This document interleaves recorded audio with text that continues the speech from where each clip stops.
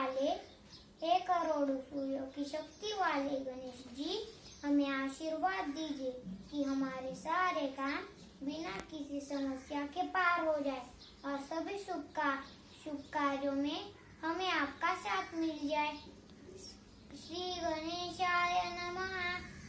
नारद उवाच प्रणम्य शिरसा देवं गौरीपुत्रं विनायकं भक्तावासं स्मरे नित्यं आयुक्कामार्थसिद्धये।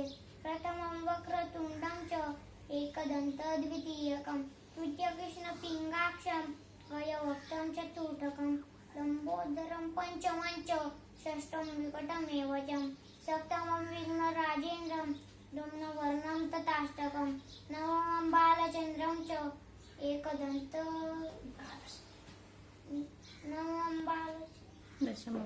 दशमं तु विनायकम् एकादशं गणपति द्वादशं तु गजाननं द्वादशैतानि नामानि त्रिसन्ध्यया पठे नरः पंचविघ्नभयं तस्य सर्वसिद्धिकलं प्रभु। विद्यार्थी लभते विद्या, धनार्थी लभते धनम, पुत्रार्थी लभते पुत्र, मोक्षार्थी लभते गतिं। जपे गणपति स्तोत्रम षड्विमासे फलं भवेत्। संवत्सरेण सिद्धिं च लभते नात्र संशया।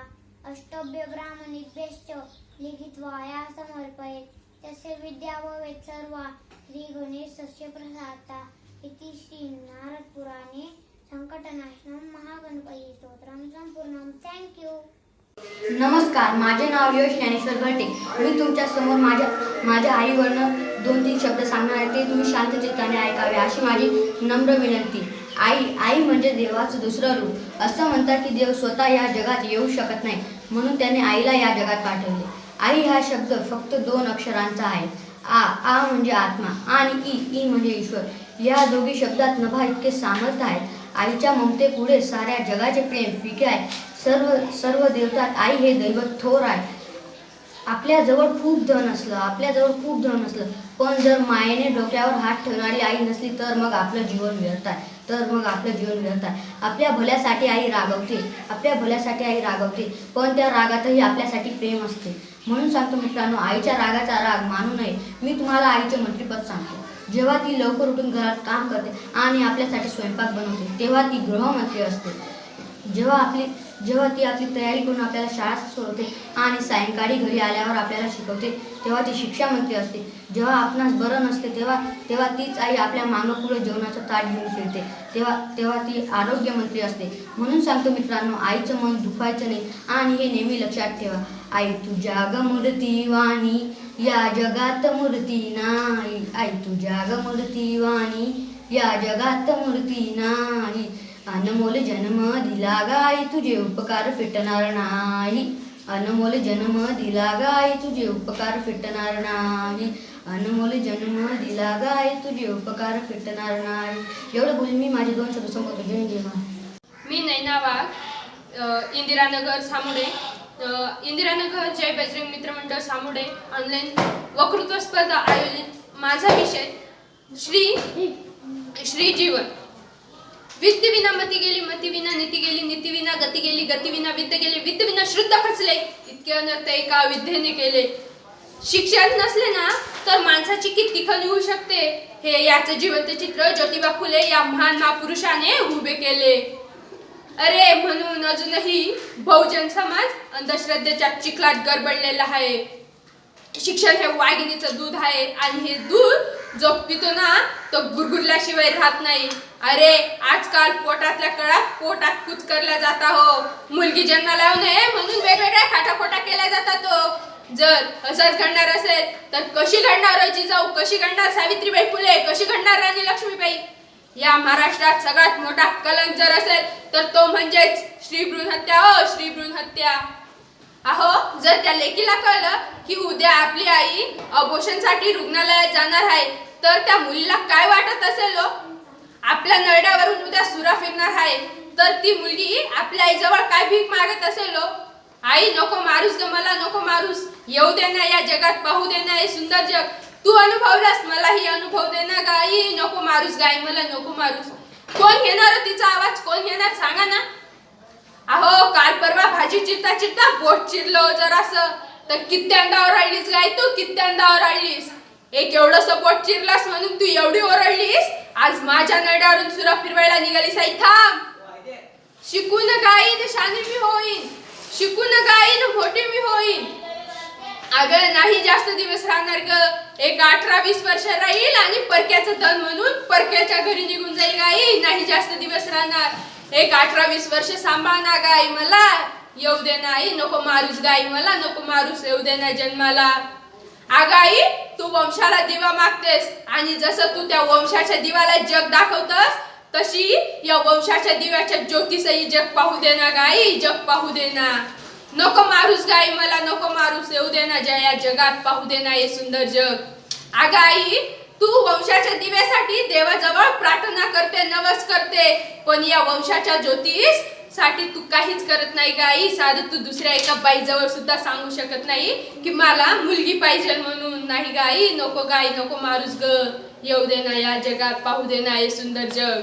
आगाई तू जरी वंशाला दिवा मागतेस पण शेवटी तो तुझा वंशाचा दिवा तुला अंधारातच ठेवतो आणि या वंशाची ज्योत तुला तिच्या थोड्याशा प्रकाशात ठेवते, पण आनंदात सुखात 2 घास खायला देते गाई, सुखात 2 घास खायला देते. आणि तुझा वंशाचा दिवा जोपर्यंत जन्माला येतो, जोपर्यंत शिकून मोठा होतो, तोपर्यंतच तो तुझी आणि बाबांची गरज दाखवतो गाई, तोपर्यंतच तुझी आणि बाबांची गरज दाखवतो.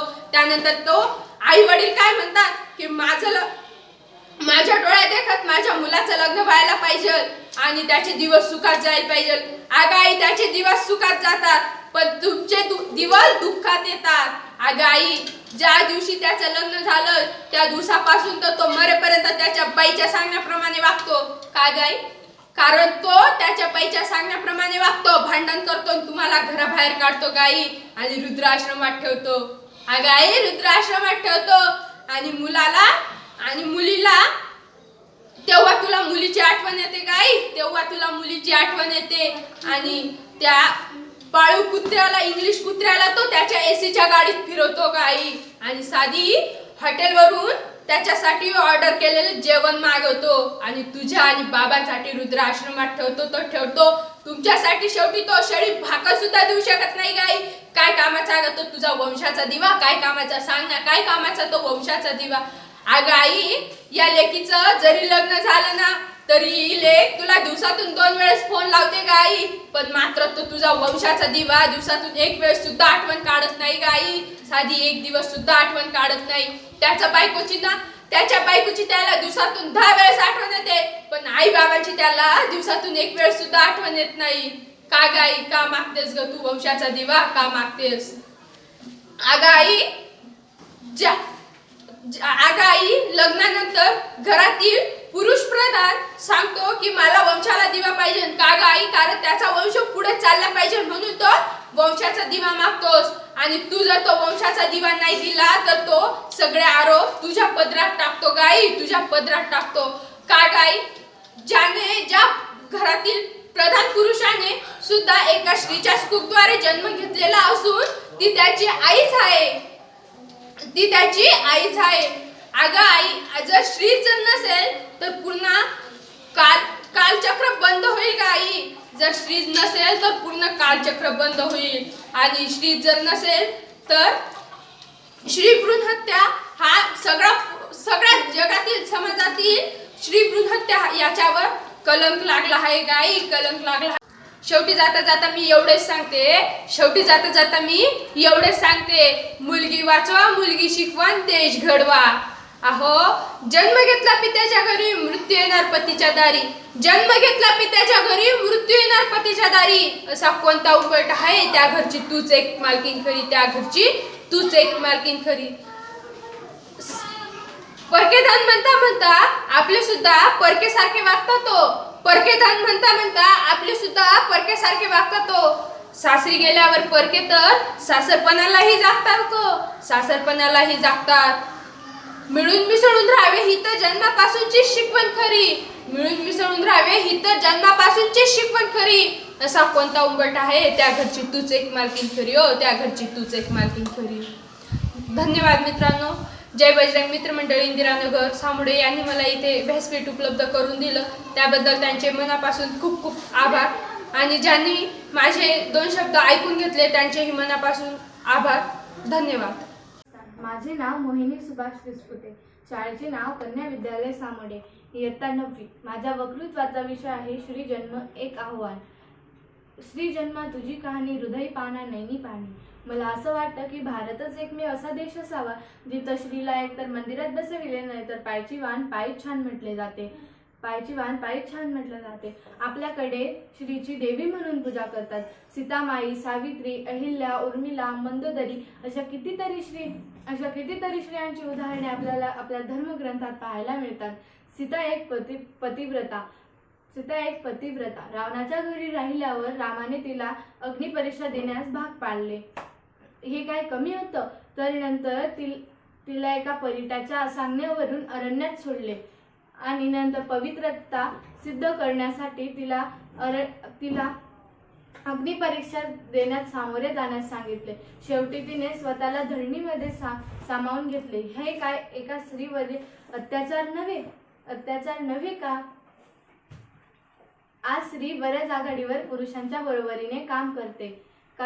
पेपर वाचायला घेतला की बातमी दिसते आणि त्या बातम्या आपले लक्ष वेधून घेतात. लता मंगेशकरला भारतरत्न, सुनीता विल्यमचे अवकाशात यशस्वी पदार्पण, मेरी कॉमला गोल्ड मेडल, सुधामूर्ती यशस्वी उद्योजिका आणि पान पलटले की बातमी दिसते. हुंड्यासाठी विवाहितेची हत्या, स्त्रीवरील सामूहिक बलात्कार, भ्रूण हत्या अशा बातम्या. इतिहासामध्ये अनेक कर्तृत्ववान स्त्रियांची चरित्र वाचायला मिळतात. जसं जिजाबाई, झाशीची राणी, अलीकडच्या काळातील इंदिरा गांधी. आजची स्त्री कोणत्याही आघाडीवर मागे नाही. तरी पण मुलगी जन्माला आली की आजही वाईट वाटतं. तिला जन्माला यायच्या आधीपासूनच तिचा दुस्वास सुरू होतो आणि मग जन्माला आली की घरातच तिच्या संगोपनात फरक केला जातो. खरं स्त्री स्वतंत्र झाली का? ती आर्थिकदृष्ट्या स्वतंत्र झाली असली तरी आजही मानसिक गुलामगिरीत जगते आहे. ती कमावती झाली असली तरी अजून ठरवती व्हायची आहे. आपण नेहमी सावित्रीबाई फुलेंचे उदाहरण देतोय, परंतु जर ज्योतिबांची साथ मिळाली नसती तर सावित्रीबाई एवढ्या खरतर कार्य करू शकल्या असत्या का? मला वाटते प्रत्येक स्त्रीमध्ये एक सावित्री असते, परंतु तिला गरज असते फक्त ज्योतिबाच्या पाठिंब्याची. पाठिंबा मिळाला तर उत्तमच, परंतु कोणाचा पाठिंबा मिळो न मिळो स्वतःचे अस्तित्व निर्माण करायचा प्रयत्न करायलाच हवा. जेव्हा एखादी गोष्ट मागून मिळत नाही ना, तेव्हा ती लढून मिळवावी लागते. म्हणून आपण स्त्री जन्मा तुझी कहाणी असं न म्हणता तूच तुझ्या आयुष्याची राणी असं म्हणूया. शेवटी एवढंच की वकील डॉक्टर झालीस मिनिस्टर, फिरायला लागलीस गाडीत. माझी सावित्रीबाई नसती ना तर असतेच गुरांचं शेण गाडीत. धन्यवाद. नमस्ते, मी अक्षय सुनील सावळे. आपल्या समोर मी एक आईवरच गीत गातोय.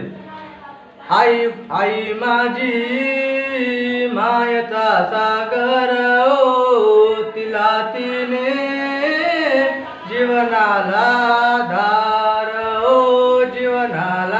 धार, आई वडील माझे थोर, काय सांगू त्यांचे उपकार, जीवनाच्या वाटेवरती किती असतो त्यांचा आकार. आई माझी मायेचा सागर, तिला तिने जीवनाला कार.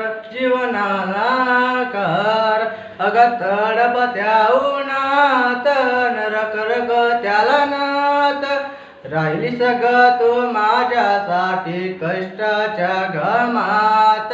कधी मिळेल मुठभर घास, कधी घडेल तुला उपवास, ओल्या माती चुलताना कधी येई काट्याची पाच. आई माझी मायेचा सागर, तिला तिने जीवनाला कार. अग तडपत्या उन्हात नरक त्याला नात, राहिली सगळं तू माझ्यासाठी कष्टाच्या घामात. कधी मिळेल मुठभर घास, कधी घडे तिला उपवास. ओल माती चुलताना कधी येई काट्याची पाट. आई माझी मायचा सागर, तिला तिने जीवनाला कार. अगनवीची चांदणी तू ग चंदनाची कोर. शीतल तुझी छाया मला हवे जीवनभर. तुझ्या शीतल छायेमध्ये उभं आयुष्य जगेन. आई देवापाशी मी ग, आई तुलाच ग मागेन. आई माझी मायेचा सागर, तिला तिने जीवनाला कार. नमस्कार मित्रांनो, घरी राहा, सुरक्षित राहा. जय बजरंग मित्रमंडळ सामोडे समस्त ग्रामस्थ आयोजित वक्तृत्व स्पर्धा. ऑनलाईन वक्तृत्व स्पर्धेमध्ये मला बोलण्याची संधी मिळाली हे मी माझे भाग्य समजते. आपण पाहताय जगभरात तरुणाई थैमान मासला, त्यामुळे मी सामोडे येथे येऊ शकली नाही. तरी पण मी ऑनलाईन व्हिडिओद्वारे माझे 2 शब्द तुमच्यापर्यंत पोहोचवण्याचा प्रयत्न करते. प्रतिपतचंद्र लेखे व वर्धिष्णु विष्णू वंदिता, शाहस्नु शिवशेषा मुद्रा भद्राय राजते. जिथे शिवभक्त उभे राहतात तिथे बंद पडते भल्या भल्यांची मते. जिथे शिवभक्त उभे राहतात तिथे बंद पडते भल्या भल्यांची मते. अरे मरणाची कुणाला भीती, दैवत आमचे शिवछत्रपती. प्रथमतः उभे हिंदुस्थानाचे दैवत छत्रपती शिवाजी महाराजांना, जिजाऊ महासाहेबांना आणि शंभूराजेंना प्रथमतः मी नतमस्तक होते. 19 फेब्रुवारी 1630 रोजी या महाराष्ट्राला एक वीरपुत्र जन्मला. अतिशय जिद्दीनं, शौर्यानं होत्याचं नव्हतं आणि नव्हत्याचं होतं केलं आणि या महाराष्ट्राच्या भूमीवर भगवा झेंडा रोवला. अनेक स्वर्गीय आणि परकीय संतनी संत या महाराष्ट्राच्या भूमीवर थया नाचत होती. स्त्रियांची अब्रू लुटली जात होती. अनेक बायकांच्या कुंकवाचा अर्धनी मारला जात होता. मुघलांच्या कैदेत हजारो मराठा सैन्य अन्याय सहन करत कितपत पडली होती. हडाची काढानं रक्ताचं पाणी करून माणसं जगत होती. महाराष्ट्र होता माझा औरंगजेब रूपी अजगराच्या बेड्यात. अडकली होती भवानी माता माझी गुलामरूपी साखर दंड्यांच्या बेड्यात. तेव्हा घेतला एका प्रकाशाने जन्म, शिवनेरीही झाला धन्य. तेव्हा घेतला एका प्रकाशाने जन्म, शिवनेरीही झाला धन्य. डोक्यावर जिरे टोक, हातात भवानी तलवार. घातला स्वराज्याचा पाया, छातीवर चोचून वा. होता तो सिंहाचा छावा, खेळून गनिमी कावा. रणदुदुंबरी रानांगणात खेचून आणलं त्याने विजेत्यांना आपल्या अंगणात. जिंकून घेतलं आकाश त्यानं, जिंकून घेतलं दुर्ग. विशाल सागरालाही पायमान घातलं, बांधून त्यानं सिंधुदुर्ग. नजर त्याची गरुडा पडी पडली, सिद्धीच्या जंजिरावरी केली त्याने 9 वेळा स्वारी, तरी अपयश आले पडली. असेल का दुःख यापुढे, म्हणून चुकला नाही तो, पेटून उठला मर्द मराठा. भेटला थेट मुघलांना, दिलं त्यानं आव्हान पोर्तुगीजांना. शेवटी मराठ्यांचाच राजा तो, पुरून उरला सगळ्यांना. बसून त्याने दख्खलच्या भूमीत हलवले त्यांनी दिल्लीचे तख्त. उडवली रणादार औरंगजेबाची, नाव त्याचे छत्रपती शिवाजी महाराज. छत्रपती शिवाजी महाराज म्हणजे कोण? 36 सत्तींचे बळ असणारा, त्रस्त मुघलांना करणारा, परत न फिरणारा, तिन्ही जगात असणारा, शिस्तप्रिय, वाणीचं ते, जिजाऊचे पुत्र, महाराष्ट्राची शान, हार न मानणारा, राष्ट्राची हितचिंतक, जनतेचा राजा म्हणजे छत्रपती शिवाजी महाराज. थोर तुमचे कर्म जिजाऊ, थोर तुमचे कर्म जिजाऊ, उपकार कधी न फिटणार. चंद्र सूर्य असेपर्यंत नाव तुमचे न मिटणार. श्वासात रोखुनी वादळ, डोळ्यात रोखली आग. देवा आमच्या छत्रपती एकटा हिंदुवा. देवा आमचा छत्रपती एकटा हिंदुवा. 350 वर्ष, 350 वर्षानंतर या महाराष्ट्राला माझ्या राजाची गरज भासते. फार मोठी शोकांतिका आहे राजे. म्हणतात राजे तुम्ही कशी सांभाळली एवढी प्रजा आणि जिजाऊ साहेबांची आण. राजे तुम्ही कशी सांभाळली एवढी प्रजा आणि जिजाऊ साहेबांची आण. पण इथे आम्ही म्हणतोय, आम्ही 2, आमचे 2, आमचा होतो एक. चौकोनातले जातात 2 आणि उरलेला आधार कोण? राजे. ही परिस्थिती झाली या महाराष्ट्राची. राजे तुमच्या आया बहिणींची आबरू लुटली त्या रांजेगावच्या पाटलानं. राजे तुमच्या आया बहिणींची आबरू लुटली त्या रांजेगावच्या पाटलानं. त्याचा हात कलम करून त्याचा चौरंग केला. पण येथे रोज आमच्या आया बहिणींच्या रक्षणासाठी आम्ही टाहू फोडतोय. आमचा रविवारी कुठे गेला या राजे याची शोधाशोध करतोय. राजे अशी परिस्थिती झाली या महाराष्ट्राची. राजे, या शेतकऱ्याला रोज आम्ही फासावर तारताना पाहतोय आणि फासावर तारणारा शेतकरी राजे तुम्हाला शकतोय. राजे, या शेतकऱ्याच्या शेतात आजही सोनं पिकतंय, पण शेतमालाला भाव नाही म्हणून उभं पीक कसं सडतंय राजे. राजे, राष्ट्रदेहाचंच पुल्लांगण तुम्ही पेटून निघून गेलात राजे. राष्ट्रदेहाचंच पुल्लांगण तुम्ही पेटून निघून गेलात राजे. या पेटलेल्या राष्ट्रदेहावर आमचीच पोळी भाजणाऱ्या आणि आमचीच मतं घेऊन सत्तेला माजणाऱ्या गल्ली बोळातल्या पुढाऱ्याला जनतेचा राजा म्हणावं लागतं राजे. लाज वाटते. महाराष्ट्राची परिस्थिती ही झाली आहे राजे. इंग्रज येथे 150 वर्ष राज्य करून निघून गेले. इंग्रज येथे 150 वर्ष राज्य करून निघून गेले. हे भारताचंच काय पाणी हे भारतातच पाहून निघून गेले. भारतीय संस्कृतीच्या पथाऱ्यावर इथे पाश्चात्य संस्कृती नाचते आणि मराठीच्या तुतारीच्या नावाखाली इथे इंग्रजीचीच पिपाणी वाजते राजे. लाज वाटते. या महाराष्ट्राची परिस्थिती अशी झाली आहे राजे. फार होता त्या काळी स्त्रियांना सन्मान, ना कधी झाला ज्येष्ठ नागरिकांचा अपमान. आनंदात होती सारी प्रजा, कारण सिंहासनावर होता तो माझा राजा. ना कधी झाला कसला भय, ना कधी झाला शत्रूंचा दराला. स्वराज्यासाठी लढायला आणि मरायला घाबरत नव्हती प्रजा, कारण सिंहासनावर होता तो माझा राजा. सिंहासनावर होता तो माझा राजा. विजेसारखी तलवार चालून गेला, निदळ्या छातीनं हिंदुस्थान हलवून गेला. वाघ नखानं अफजल खानाचा कोतडा फाडून गेला. स्वर्गात जाऊन ज्याला झुकून मुजरा केला, असा मर्द मराठा माझा शिवबा होऊन गेला. हर हर महादेव आवाज सुटला. हर हर महादेव आवाज सुटला, मुघलांच्या कपाळावर घाम फुटला.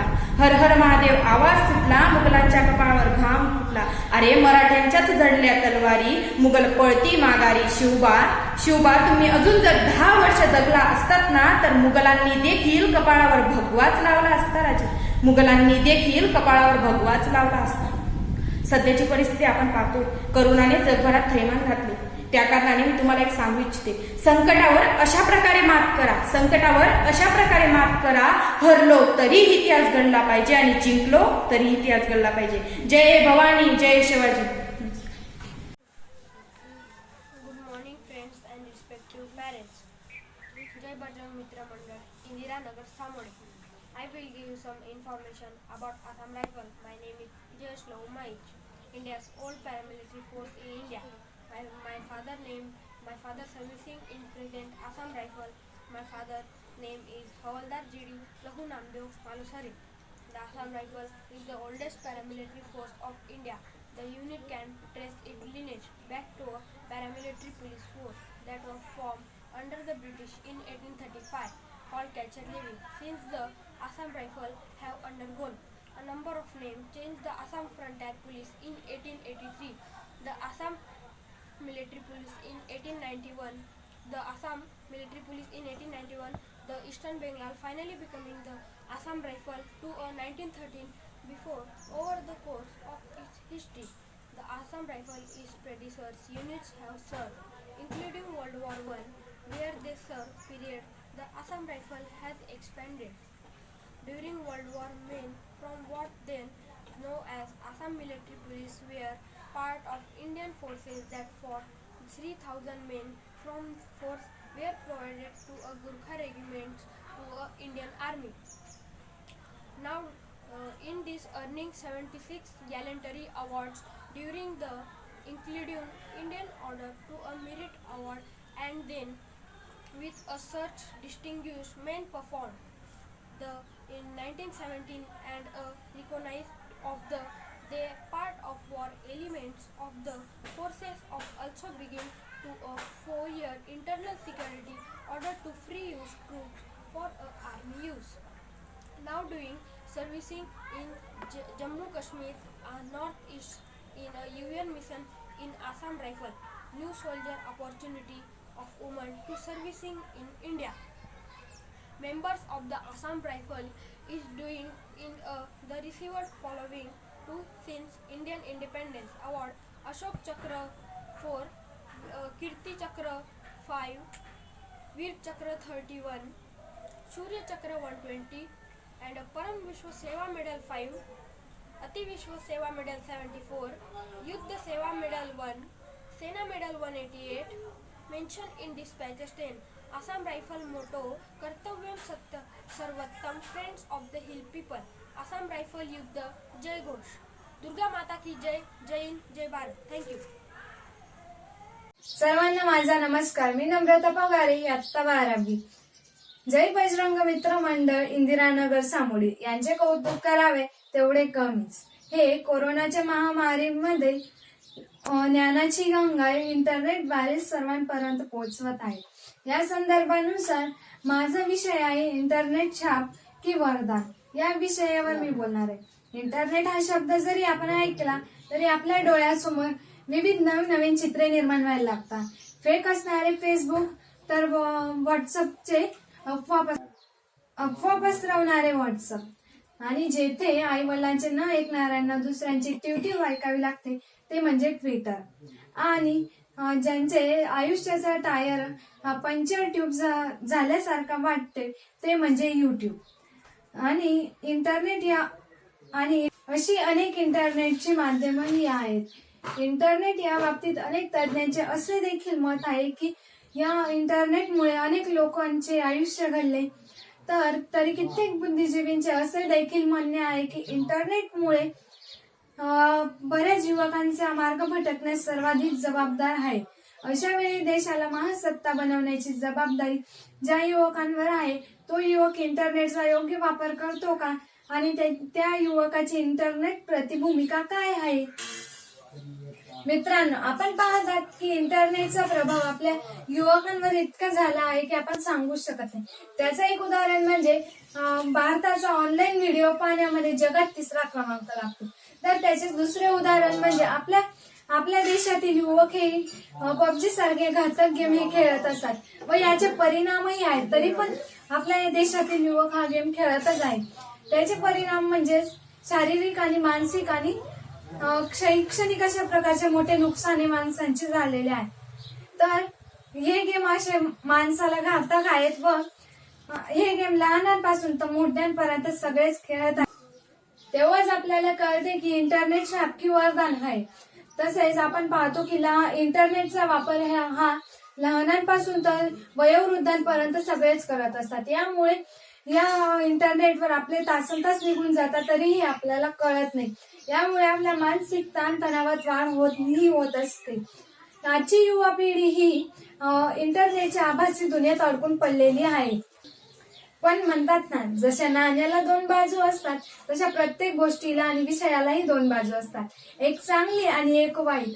तसंच इंटरनेटचा वापर हा चांगलाही केला जातो आणि वाईटही केला जातो. तो कसा करावा ते आपल्यावर अवलंबून असतं. याचंच एक उदाहरण म्हणजे जय बजरंग मित्र मंडळ यांनी केलेला इंटरनेटचा सदुपयोग. आज कोरोनाच्या महामारीच्या काळात सर्व जग थांबले परंतु आपला संवाद व संपर्क टिकून राहिला तेही फक्त शक्य झाले इंटरनेटच्या माध्यमामुळे. आज या जगाचा पोशिंदा इंटरनेटचा वापर करून गरजूंपर्यंत जीवनावश्यक वस्तू पोहोचविल्या जात आहेत. बघा मित्रांनो, कोरोनाच्या काळात आता स्कूल्सही बंद आहेत. त्यामुळे मात्र आता ही स्कूल सुद्धा चालू झालेत आणि हेही शक्य झाले फक्त इंटरनेटच्या माध्यमामुळेच. तसेच आपण पाहतो की मोबाईल हेचाही वापर हा चांगलाच आहे. जर मोबाईल व इंटरनेट नसते तर आपली या कोरोनाच्या काळात काय अवस्था असते याचा आपण विचारही नसतो करू शकलो असतो. एवढी दयनीय अवस्था ही आपली झाली असती.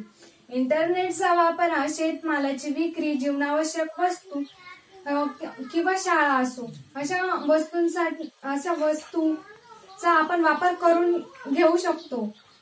इंटरनेटचा वापर हा चांगला असा प्रकारे बऱ्याच जणांनी करून घेतलाय. क्लास 1 ऑफिसर ते चांगले उद्योजक ते चांगले शेतकरी अशा बरेच यांनी आपले चांगले व्यवसाय वाढवून घेतलेले आहेत. तेही शक्य झाले फक्त इंटरनेटच्या माध्यमामुळे. इंटरनेटचा वापर हा आपण चांगला करावा की वाईट करावा हे आपल्यावर अवलंबून असते. यातच बघा ना, आज सुद्धा जय बजरंग मित्र मंडळ इंदिरानगर सामोडी यांनी रोजचे व्याख्यानमाला व आज ही वक्तृत्व स्पर्धा ठेवली. तेही फक्त शक्य झाले इंटरनेटच्याच माध्यमामुळेच. व इथे मला बोलण्याची संधी दिली त्याबद्दल मी सर्वांचे आभार मानते. धन्यवाद. नमस्कार, माझं नाव ज्ञानेश किरण पाटले, पुणे, वयोगट क्रमांक 1.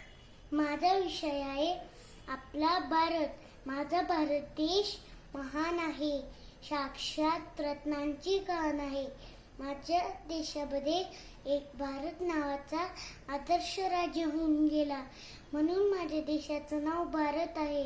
भारत देश आशिया खंडात आहे. 28 घटक राज्य आणि 9 केंद्रशासित प्रदेश भारत देशामध्ये आहे. भारताचं राष्ट्रगीत जन गण मन आहे. भारताचा ध्वज तिरंगा आहे. भारताचे चलन हे रुपया आहे. भारताचा राष्ट्रीय खेळ हॉकी आहे. भारताची राजधानी दिल्ली आहे. भारताचे पंतप्रधान नरेंद्र मोदी आहे. माझा भारत देश विविधतेने नटलेला आहे. वेगवेगळ्या जाती धर्माचे लोक या देशामध्ये राहतात. हिंदी, मराठी, तेलुगू, कन्नड अशा खूप भाषा बोलल्या जातात. दिवाळी, ईद, नाताळ, गणेश उत्सव असे सर्व प्रकारचे सण एकत्र मिळून साजरे केले जातात.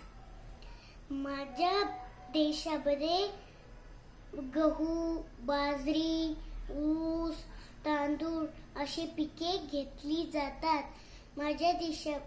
तसेच माझ्या देशामध्ये धार्मिक स्थळ आणि पर्यटन स्थळ सुद्धा आहे.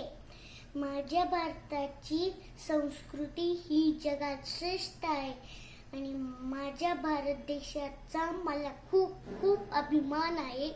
माझ्या देशावर माझं खूप खूप प्रेम आहे. धन्यवाद. जय हिंद. नमस्कार, मी कुणाल ज्ञानेश्वर गलटे तुमच्या समोर भक्ती गीत म्हणणार आहे. अच्युतं केशवं कृष्ण दामोदरं रामनारायणं जानकी वल्लभं. अच्युतं केशवं कृष्ण दामोदरं रामनारायणं जानकी वल्लभं. कौन कहते हैं भगवान आते नहीं, कौन कहते हैं भगवान आते नहीं, लोग मीरा के जैसे बुलाते नहीं, लोग मीरा के जैसे बुलाते नहीं. अच्युतं केशवं कृष्ण दामोदरं रामनारायणं जानकी वल्लभं. रामनारायणं जानकी वल्लभं. कौन कहते हैं भगवान खाते नहीं, कौन कहते हैं भगवान खाते नहीं, बेरशबरी के जैसे खिलाते नहीं, बेरशबरी के जैसे खिलाते नहीं. अच्युतं केशवं कृष्ण दामोदरं रामनारायणं जानकी वल्लभं. कौन कहते हैं भगवान सोते नहीं, कौन कहते हैं भगवान सोते नहीं, सोते नहीं, माया यशोदा के जैसे सुलाते नहीं, माया यशोदा के जैसे सुलाते नहीं.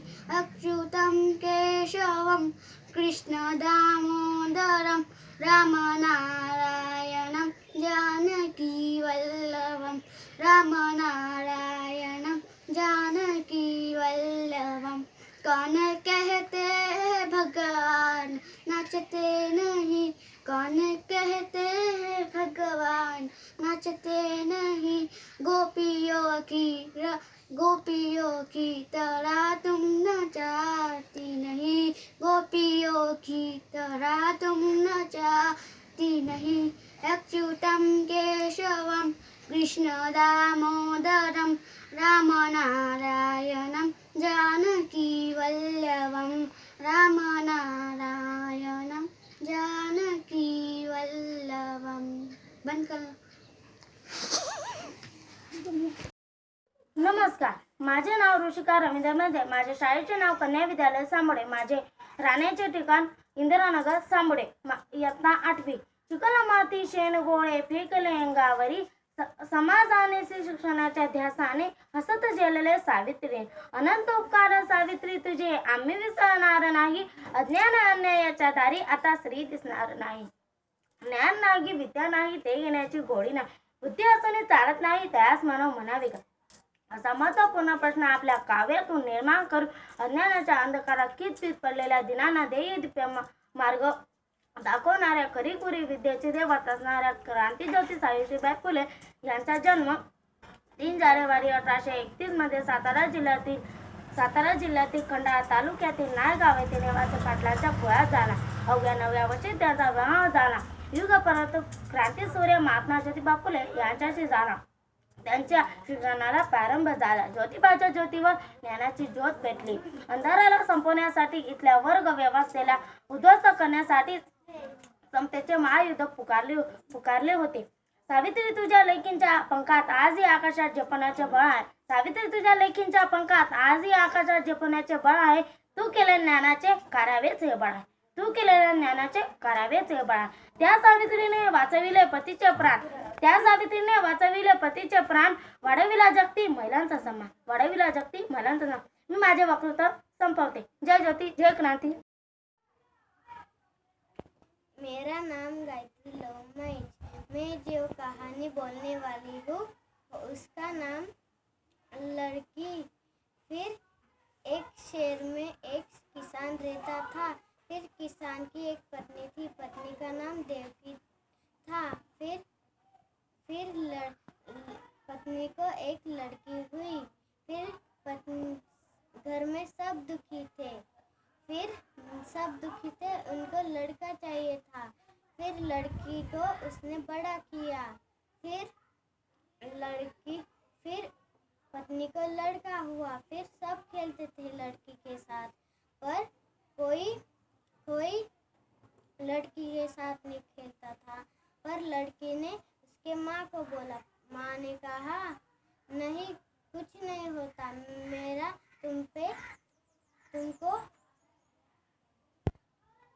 मैं तुमको बहुत ज़्यादा प्यार करती हूँ. फिर लड़की ने उसके पापा को बोला मुझे स्कूल में जाना है. पर पापा ने कहा उसको ना, पहले मैं तुम पे इतने पैसे खर्च कर लिया हूँ, फिर अभी मैं ज़्यादा खर्च नहीं करूँगा पैसे. फिर लड़के ने उसके माँ को बोला. फिर माँ ने कहा मैं तुम्हें स्कूल बैग, स्कूल नोटबुक सब लेके दूँगी. फिर वो अगले दिन से स्कूल में जाने लगी. फिर वो फर्स्ट आई. फिर उसने उसके पापा को दिखाया. फिर पापा ने बोला जाओ तुम के माँ के पास. पापा दुखी हुए. फिर लड़का आया. पापा मैं इस बार फेल हो गया. फिर पापा ने कहा अगली बार ज़्यादा प्रयत्न करना. फिर पापा ने कहा तुमको साइकिल चाहिए थी ना. फिर पापा ने कहा, फिर लड़के ने कहा यस. फिर पापा ने कहा चलो मेरे साथ. फिर वो लड़की वो बात सुन रही थी. फिर लड़के ने कहा उसको माँ को. फिर माँ ने कहा मैं तुमको ज़्यादा, फिर तुम्हें खीर पसंद है ना, मैंने तुमके लिए बनाई है. फिर वो लड़की को ले जाती है. फिर वो बड़े होते. फिर लड़की को एक लड़के से शादी कर देते. फिर वो निकल जाते गाँव के उधर. फिर लड़के ने कहा उसके पापा को मैं इस लड़की की शादी की है. फिर पापा ने बोला. पापा खुशी हुए. फिर पापा की तबीयत बिगड़ गई. फिर पापा ने कहा, फिर उसकी पत्नी ने कहा ना इधर रह के हम क्या करेंगे, हम शहर में निकल चलते हैं. फिर उस पत्नी ने कहा फिर हम इधर से बाबूजी की और बाबूजी की और माँ की सेवा करते हैं हम इधर. फिर वो बात उसके पापा को कही. फिर पापा ने बोला तुमके सिवाय हमें कौन है. फिर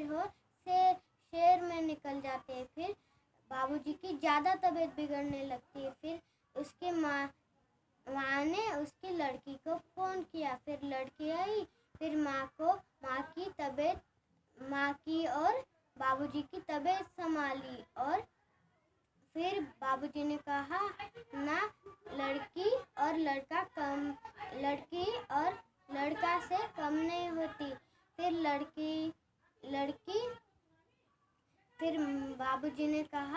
बाबूजी ने नमस्कार, माझे नाव गुंजन प्रवीण बेंद्रे.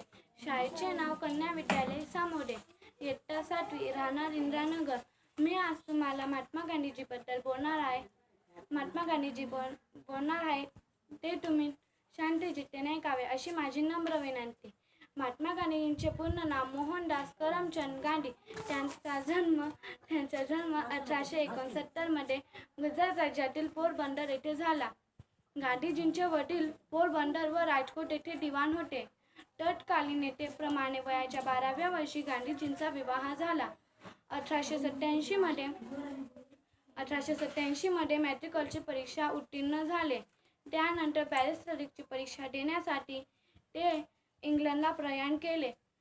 येथे 3 वर्षांचा अभ्यासक्रम पूर्ण करून ते बॅरिस्टर झाले व 1891 मध्ये ते भारतात परत आले. मायदेशी आल्यावर त्यांनी प्रारंभी वकिली सुरू केली.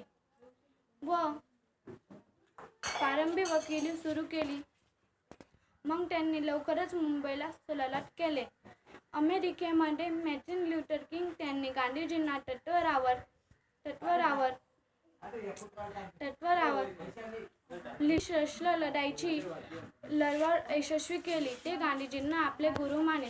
शेवटी जाता एवढंच सांगते, खादी मेरी शान है, करम मेरी पूजा है. खादी मेरी शान है, करम मेरी पूजा है. सच मेरा कर्म है और हिंदुस्तान मेरी जान है. सच मेरा कर्म है और हिंदुस्तान मेरी जान है. जय हिंद, जय भारत. माझा वक्ताचा विषय आहे माझा स्वप्न. जहाँ जहाँ डाल पर सोने की चिड़िया करते बसेरा, ये भारत देश है मेरा, ये भारत देश है. जगातील सर्वात जास्त प्राचीन संस्कृती लाभलेला माझा भारत देश.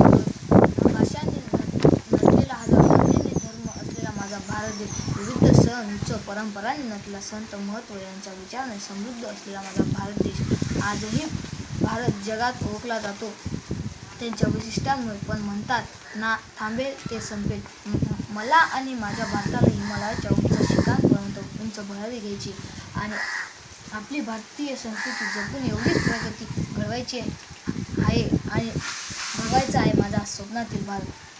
माझ्या स्वप्नातील भारत महत्त्वपरंगाचा, महावीराचा, हरविषयाचा, तत्वाचा पालन करणारा असेल तर संत नामदेव, संत तुकाराम, संत एकनाथ यांच्या महान विचाराने पालन करणारा असलेला, जातीभेद न पाळणारा, दगड धोक्यांची पूजा करणारा, पेक्षा माणसाची माणुसकी ओळखणारा, क्रांतीबाई ज्योती सावित्रीबाई फुले यांच्या शिकवणीच्या ते तंतोतंत पालन करणारा, राष्ट्रमाता जिजाऊ यांच्या सारखीच प्रत्येक माता असलेला, स्त्री पुरुष भेदभाव न पाळणारा, स्त्री बुरखात न करणारा असेल, कुठलाही जाती धर्म न पाळणारा, परस्त्रिया माते सन्मान मानणारा आणि शेतकऱ्यांच्या गवताच्या काठी सरबत न माझा भारतातील हा राजा हरिश्चंद्र राजाचा, स्वामी विवेकानंद विचाराने जाणारा असेल माझा येईल स्वप्नातील भारत. सर्व पेक्षाही नेत्यामध्ये एक विचार दिसतो येईल, एकमेकांविरुद्ध लढल्यापेक्षा एकत्र येऊन भारत समोर येणारा समृद्ध सोडविनाता ते दिसतील व प्रकाशातील भारत बनवण्यासाठी प्रयत्न करतील. माझ्या भारतातील लोक आनंदाने राहतील. जाता एवढंच सांगतो. हिंदू असो क्या मुसलमान असो, शीख असो क्या ईसाई असो, मंदिर असो क्या मस्जिद असो, चर्च असो क्या वा गुरुद्वारा असो, भारत देश आहे देवा माझा हाच असेल एकमतांचा नारा. तोच माझा स्वप्नातील भारत खरा.